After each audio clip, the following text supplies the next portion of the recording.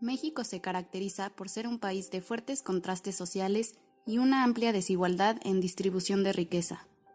Somos un país de fragmentación y extremos, donde se mantiene y reproduce la pobreza, y las posibilidades de que sus habitantes salgan de ella son mínimas. Teniendo por un lado habitantes con altos niveles económicos, la minoría, quienes no se preocupan por los demás y únicamente disfrutan su riqueza, y por otro lado un considerable número de habitantes en pobreza que no pueden hacerse escuchar. Tal como lo define el INEGI, una persona se encuentra en situación de pobreza cuando tiene al menos una carencia social en los 6 indicadores de rezago educativo, acceso a servicios de salud, acceso a la seguridad social, calidad y espacios de la vivienda, servicios básicos en la vivienda y acceso a la alimentación, y su ingreso es insuficiente para adquirir los bienes y servicios que requiere para satisfacer sus necesidades alimentarias y no alimentarias. Por pobreza extrema se refiere a cuando una persona tiene 3 o más carencias de los 6 indicadores mencionados, y que además se encuentra por debajo de la línea de bienestar mínimo. De acuerdo con el Coneval, en 2016, el 43.6% de la población en el país vivía en pobreza, 7.6% en pobreza extrema y el 50.6%, es decir, 62 millones de personas, con ingresos por debajo de la línea de bienestar. En otras palabras, con ingresos insuficientes para satisfacer sus necesidades básicas, siendo los estados más pobres Chiapas, Oaxaca, Veracruz, Tabasco y Campeche. La pobreza y desigualdad ha dejado de concentrarse en territorios rurales para pasar también a escenarios urbanos, siendo los menores de 18 años y grupos indígenas los más vulnerables. Específicamente este último grupo con el porcentaje más alto en pobreza extrema,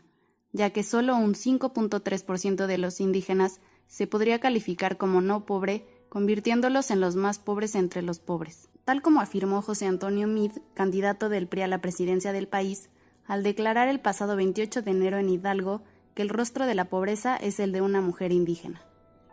Y a pesar de poseer dicho conocimiento, el tema no ha llegado a ser una prioridad en las agendas del Estado.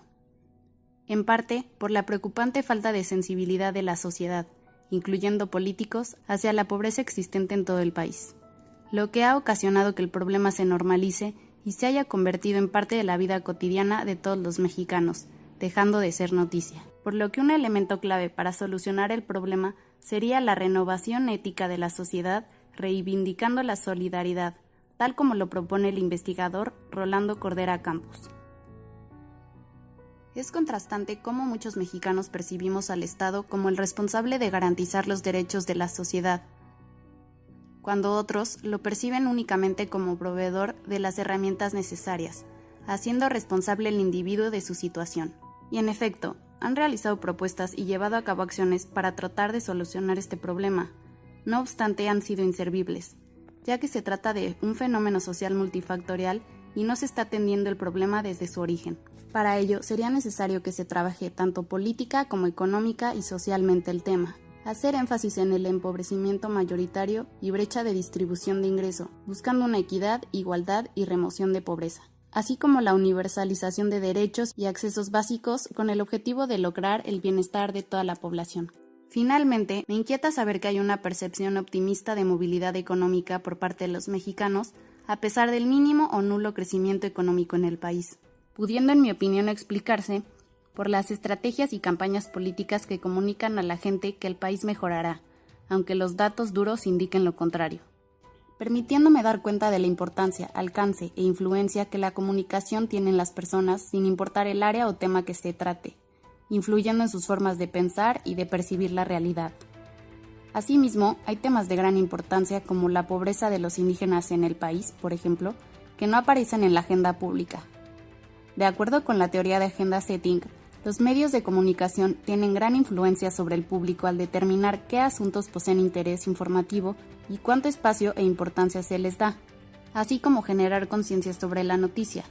Por ello, a través de la comunicación, sin importar el medio, creo que nosotros como comunicólogos podemos y tenemos la responsabilidad de hacerlos notar o darles voz, haciendo que estos temas pasen a formar parte de la opinión pública para que dejen de ser normales o invisibles para los políticos y todos los mexicanos en general.